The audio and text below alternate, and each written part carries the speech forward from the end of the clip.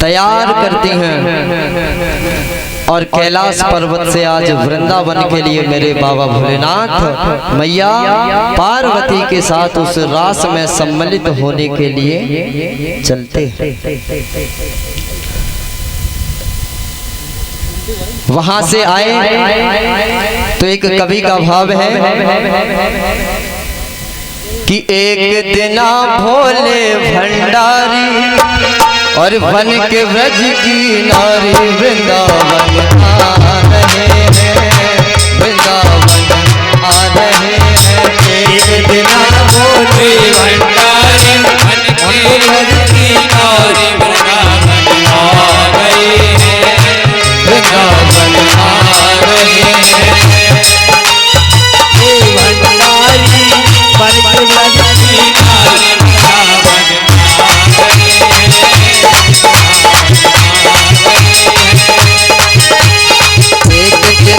भोले भंडारी, एक दिना भोले भंडारी वन के ब्रज की नारी वृंदावन आ रहे हैं, वृंदावन आ रहे हैं। हरि बोल।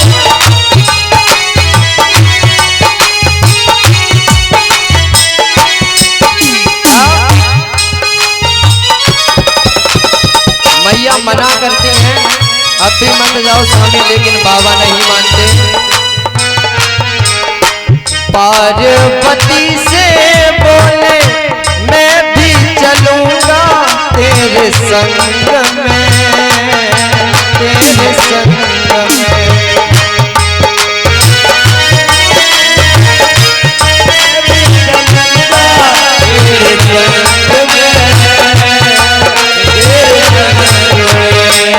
अरे पार्वती हम भी तुम्हारे साथ जाएंगे और जब वहां मेरे आराध्या अपनी प्रियसी राधा के साथ नृत्य करेंगे तो मेरा भी मन करेगा। क्या राधा संग श्याम नाचे मैं भी नचूंगा तेरे संग में, तेरे संग में।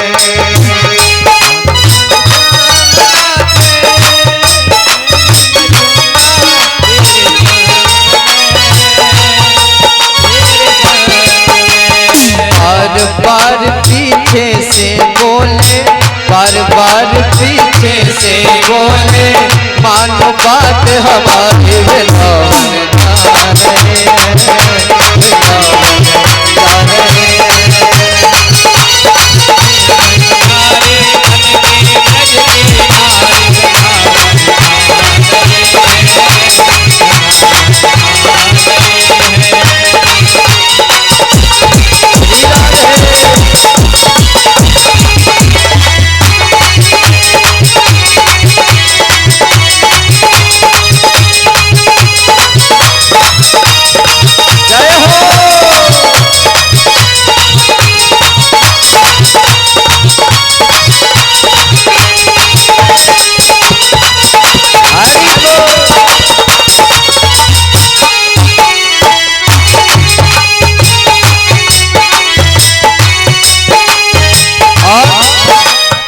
मैया कहती है अरे स्वामी,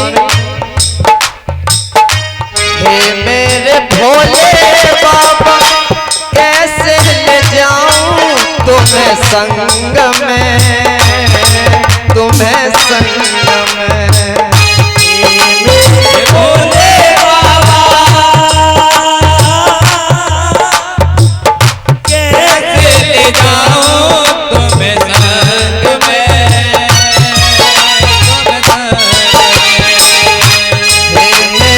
भोले बाबा कैसे ले जाऊं तुम्हें संग में, तुम्हें संग में।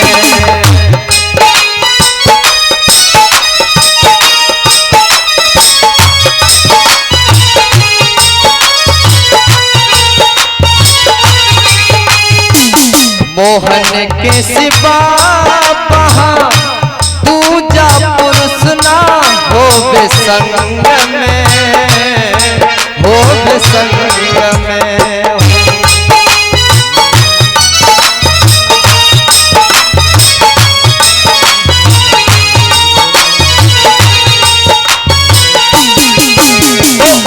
हंसी करेंगी ब्रज की नारी, हंसी करेंगी ब्रज की नारी, मानो बात हमारी वृंदावन आ रही है, वृंदावन आ रहे।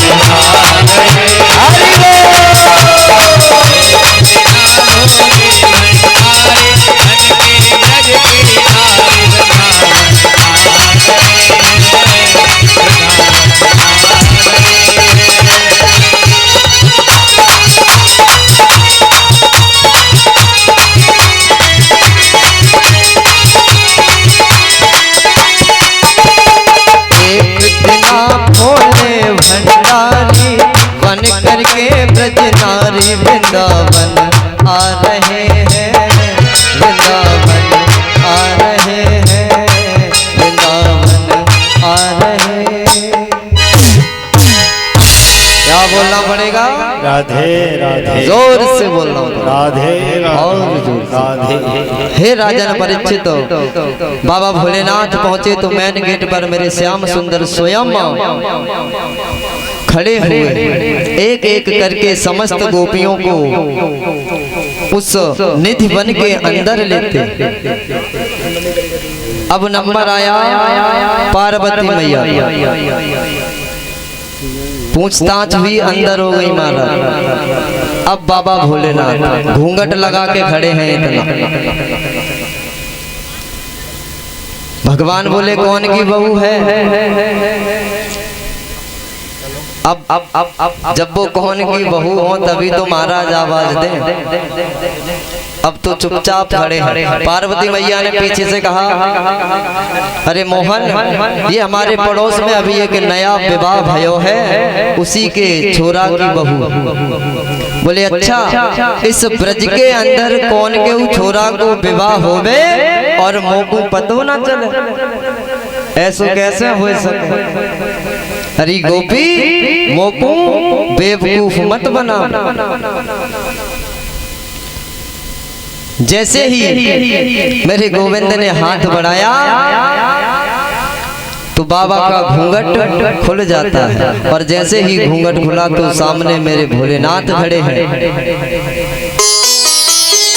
तो मेरे केशव कहने लगे, अरे बाबा, यहाँ आने के लिए दूसरे मनुष्यों के लिए जगह नहीं है, मना है, लेकिन आप तो पहले से ही अर्धनारीश्वर स्वरूप ले चुके हैं और आप तो हमारे इष्ट हैं।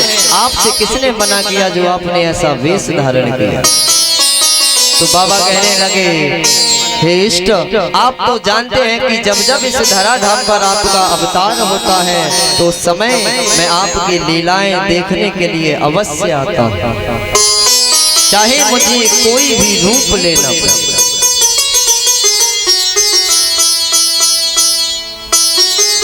महाराज, ये रास 6 महीनों तक चला। कितने दिनों तक? 6 महीनों तक। लेकिन मेरे गोविंद पर उस काम ने समस्त अपनी कलाओं को लगाकर देख लिया, कुछ प्रभाव नहीं हुआ। तो अंत में यही होता है, अंतत्वगत्वः, वह गोविंद की शरण ग्रहण करता है, कहता है माधव मुझसे भूल हो गई, क्षमा करें। तो गोविंद ने उसे क्षमादान दिया। यहाँ पर हे राजन परीक्षित, ये रास 6 महीनों तक चला और आज भी होता है। निधि वन में महाराज 6 बजे के बाद जाना वर्जित है।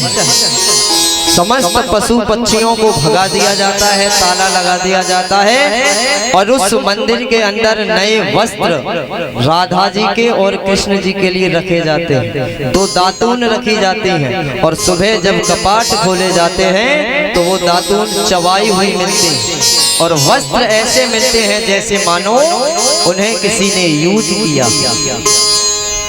कई लोगों ने महाराज जांचने की, परखने की कोशिश की, लेकिन उसमें कैमरे में कुछ नहीं आया। एक हमारे ब्रज के संत हुए महाराज, वो एक बार चुपके से उस निधि वन में रह जाते हैं, और ये भी प्रभु की इच्छा से ही होता है, क्यों उनकी इच्छा नहीं होती है तो कोई भी कार्य नहीं हो सकता। कि तेरी सत्ता के बिना अरे हे प्रभु मंगल और पत्ता तक हिलता नहीं खिले न एक फूल। हे प्रभु आपकी जब तक दया नहीं है, करुणा नहीं है, कृपा नहीं है, तब तक फूल तो छोड़िए एक पत्ता तक नहीं हिल सकता।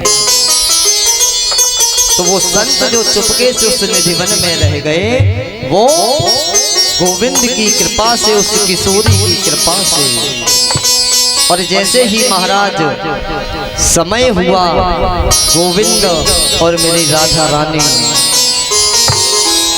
आ रहे थे, तो राधा जी को मनुष्य की गंध लगी। कहा रे केशव, आज हमारे मध्य कोई मानव विद्यमान है, मौजूद है।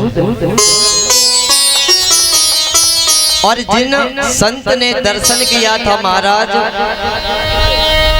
जब मेरे गोविंद और किशोरी उनके समक्ष पहुंचे, तो उनकी आंखें फटी की फटी हैं और नेत्रों से अश्रुधारा निरंतर प्रवाहित हो रही है। बोलना तो चाहते हैं लेकिन बोल नहीं पाते, यही हाल होता है।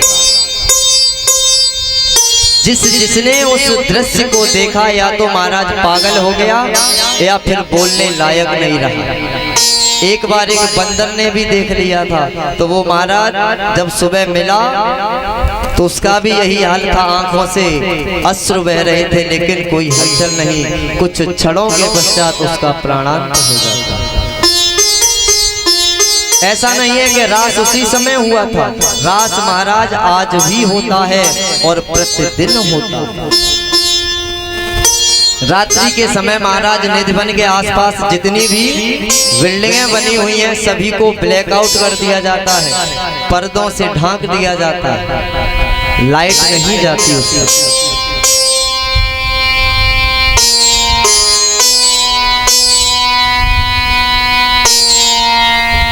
और इधर महाराज एक दिन भोजराज कंस के यहाँ नारद जी का पदार्पण होता। और जब कंस के यहाँ पहुंचे नारद जी, तो देखा कि कंस दिन प्रतिदिन कमजोर होता जा रहा है। तो नारद जी ने कहा, अरे कंस, मैं जब कुछ दिन पहले आया था तब तो तू खूब मोटा ताजा हट्टा कट्टा था, लेकिन अब अचानक क्या हो गया? यदि कोई बीमारी हो गई है तो किसी अच्छे वैद्य से उसका इलाज करवाओ। यदि किसी बात की चिंता है तो अपने मंत्रियों से, अपने ज्योतिषाचार्यों से सलाह लीजिए, उस कार्य को कीजिए। इस प्रकार तुम्हारा रहना अच्छा नहीं लगता। तो कंस ने कहा, अरे प्रभु, हे ऋषिवर, आप तो मेरे दुखी होने का कारण जानते हैं कि मेरा काल इसी मथुरा नगरी में रह रहा है, और अभी तक मैंने जितने दैत्यों को भेजा, किसी ने आकर मुझे ये नहीं बताया कि कन्हैया मोटा है, काला है, गोरा है, पतला है, छोटा है। अरे कोई तो बताता, किसी ने नहीं बताया। तो नारद जी बोले, ठीक है, तुम्हारी सारी युक्तियां फेल हुई, लेकिन मैं तुम्हें एक युक्ति बताता। एक काम कर लो, तुम्हारे इसी राज्य में एक अक्रूर नाम का व्यक्ति रहता है, उसे तैयार करो और भेजो। खबर भिजवाओ कि तुम्हारे मामा के यहाँ धनुष यज्ञ हो रहा है, उसमें तुम्हें बुलवाया है तुम्हारे मामा ने। और अक्रूर ही एक ऐसा व्यक्ति है जो तुम्हारे भांजों को तुम्हारे पास ला सकता है। महाराज, अक्रूर की परिभाषा देखो, व्याकरण के स्तर से तो अमाने नहीं और क्रूर माने क्रूर, यानी जिसका स्वभाव क्रूर ना हो, यानी जो सीधा साधा विनम्र हो। कहा उनसे कहो प्रातः काल चले जाएं। तो कंस ने बुलाया और कहा कि हे अक्रूर जाओ, मेरा ये पैगाम मेरे भांजों तक पहुंचा दो और उन्हें लेकर के आना।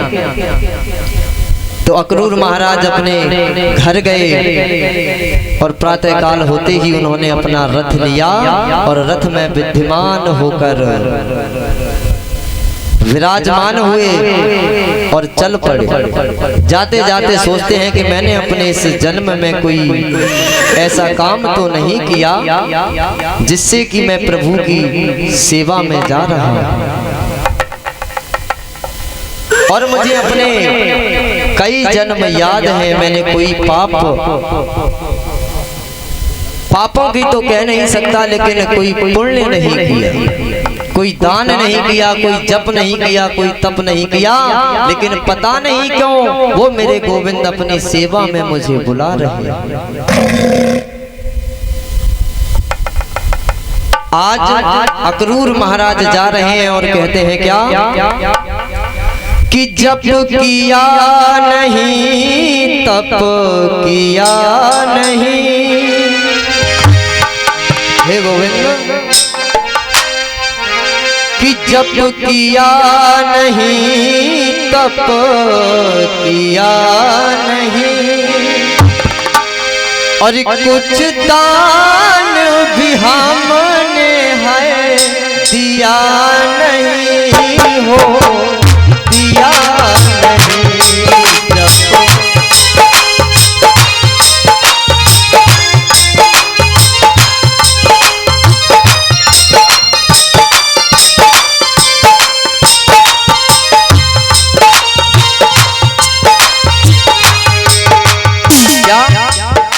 जब किया नहीं, तब किया नहीं, कुछ दान भी मैंने दिया नहीं, लेकिन है ध्यान मुझे इस जीवन में, है ध्यान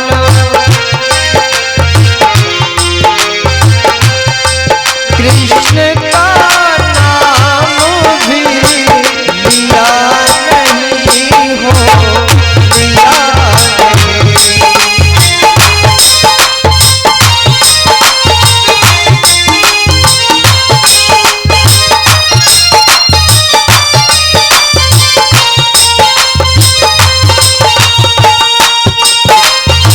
और लेकिन लज्जा की बात है ये,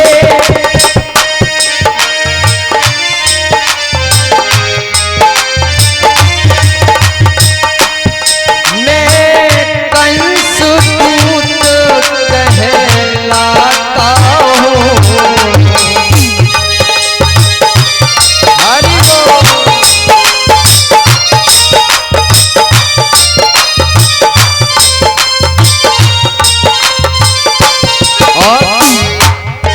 है धन्य भाग मेरा इतना,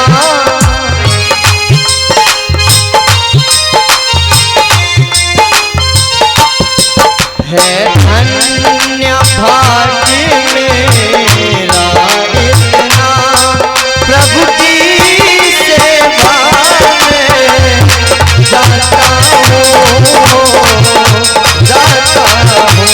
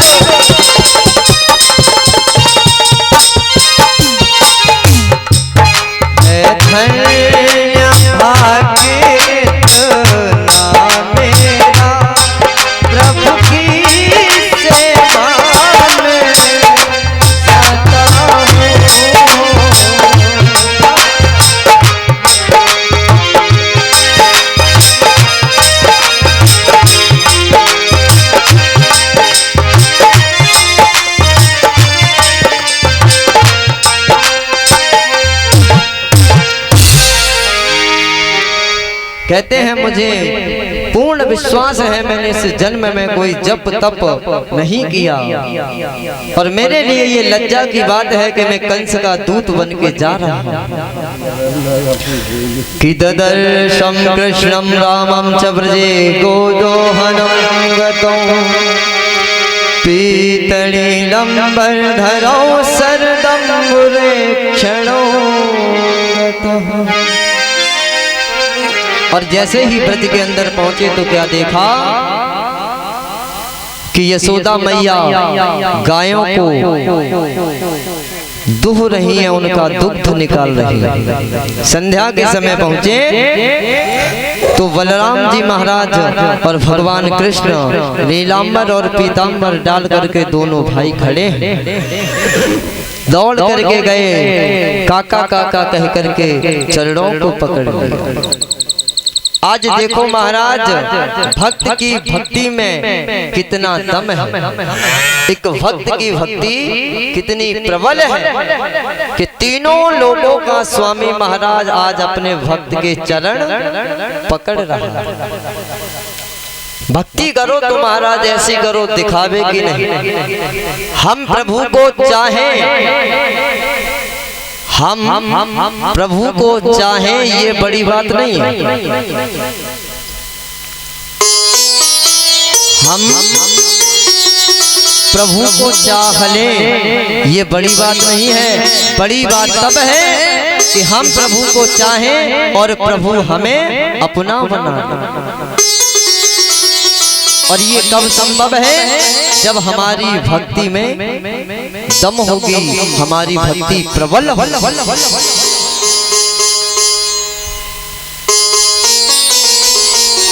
अंदर ले जाते हैं, जलपान कराया। नंद बाबा घर पर नहीं थे, मैया ने आगत स्वागत किया। पूछा कैसे आना हुआ? बोले कुछ नहीं, ऐसे ही निकल रहा था तो सोचा दर्शन करता चल। बोले ठीक है, आप विश्राम करिए।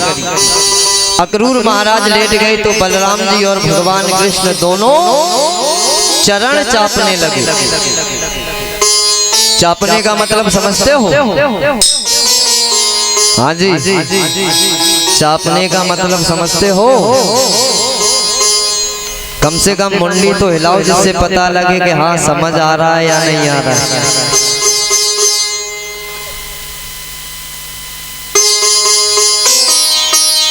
यानी दबाना। आज जब चरण चाप रहे थे तो बलराम जी महाराज ने कहा, अरे कन्हैया, काका आए, जलपान किया और चुपचाप लेट गए। अभी तक इन्होंने यहाँ आने का कारण तो व्यक्त ही नहीं किया, वर्णन ही नहीं किया। और जब तक ये नहीं कहेंगे तो मैया हमें भेजेगी नहीं। और मैया से बच के भी बात को पूछना है। क्यों? यदि मेरी यशोदा मैया ने जान लिया तो वो मुझे यहाँ से भेजने वाली नहीं है। तो भगवान ने धीरे से अक्रूर महाराज के पैर का अंगूठा तिरछा कर दिया। और जैसे ही महाराज दर्द हुआ, पीड़ा हुई तो एकदम से नेत्र खुले। बोले अरे लाला क्यों? तुम भी विश्राम करो जाकर, रात्रि बहुत हो चुकी है। भगवान बोले काका, आप यहाँ आए और आपने हमें ये तो बताया ही नहीं कि आप किस काम से आए। बोले बेटा, तुम तो जानते हो तुम्हारे मामा कंस की बुद्धि हमेशा उल्टा ही सोचती है। यदि मैं तुम्हें उसका निमंत्रण देने नहीं आता तो वो मुझे मार देता, और मुझे अपने प्राणों की परवाह नहीं है। मैं तो तुम्हारा दर्शन करने के लिए आया। तुम्हारे मामा ने तुम्हें मारने के लिए धनुष यज्ञ की रचना की है और उसमें तुम्हें बुलाया गया है। बोले अच्छा। उधर से मैया का निकलना हुआ। भगवान ने तुरंत अक्रूर जी के मुंह पर अपना हाथ लगाया। बोले काका चुप, अगर मैया ने जान लिया तो वो मोको भेजेगी और मेरी लीला में व्यवधान उत्पन्न हो जाएगा। हे राजन, इधर रात्रि ज्यादा हुई, 3 पहर बीते तो नंदराय जी आ जाते हैं। उनसे वार्तालाप होता है। सुबह होने के पश्चात नंद महाराज ने आने का कारण पूछा तो उन्होंने नंद जी को बता दिया। नंद जी ने जाकर मैया यशोदा से जैसे ही कहा तो मैया बेचैन हो गई, कहने लगी मैं अपने लल्ला को कहीं नहीं जाने दूंगी, मेरा लल्ला बहुत छोटा है, नहीं भेजूंगी अपने जिगर के टुकड़े। बाबा समझाते हैं, भगवान कन्हैया भी समझाते हैं, बलराम जी भी समझाते हैं, अक्रूर जी भी समझाते हैं, लेकिन मैया नहीं मानती। और जब समझाते समझाते बहुत समय बीत गया तो महाराज देख ले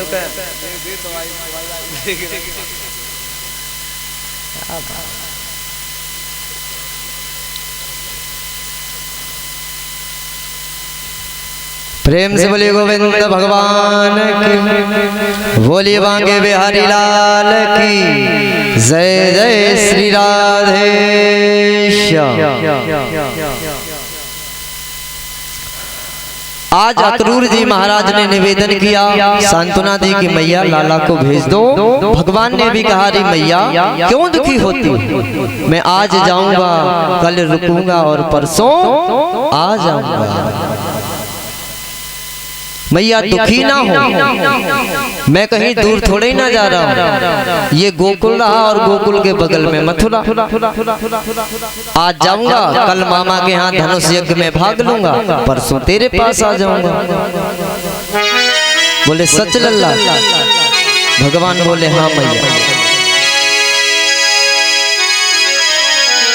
इधर महाराज जब गोपियों को पता लगा कि आज कन्हैया गोकुल को छोड़ करके मथुरा जा रहा है,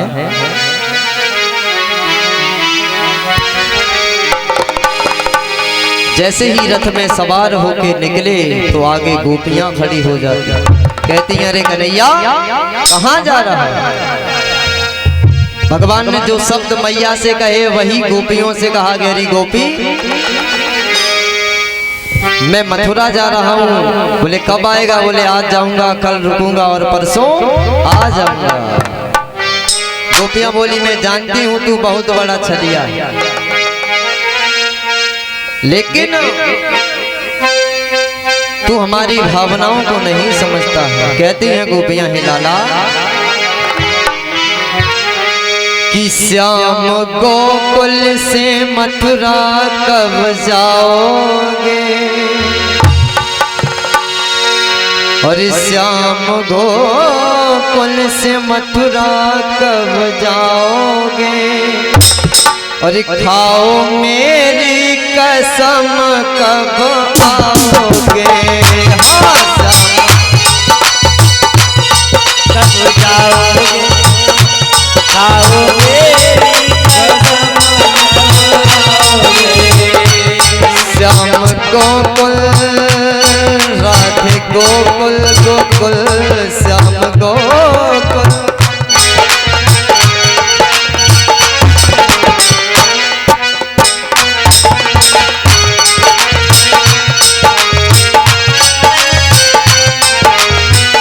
अरे लाला श्याम गोकुल से मथुरा कब जाओगे, हो श्याम गोकुल से मथुरा कब जाओगे, अरे खाओ मेरी कसम कब आओगे। हाँ श्याम गोकुल से मथुरा कब जाओगे, खाओ मेरी कसम कब आओगे। और हे लाला सुनो, वहाँ माखन से मिश्री नहीं पाओगे, वहाँ माखन से मिश्री नहीं पाओगे। खाओ मेरी कसम कब आओगे। हाँ श्याम गोकुल से मथुरा कब जाओगे, खाओ मेरी कसम कब आओगे। खाओ मेरी कसम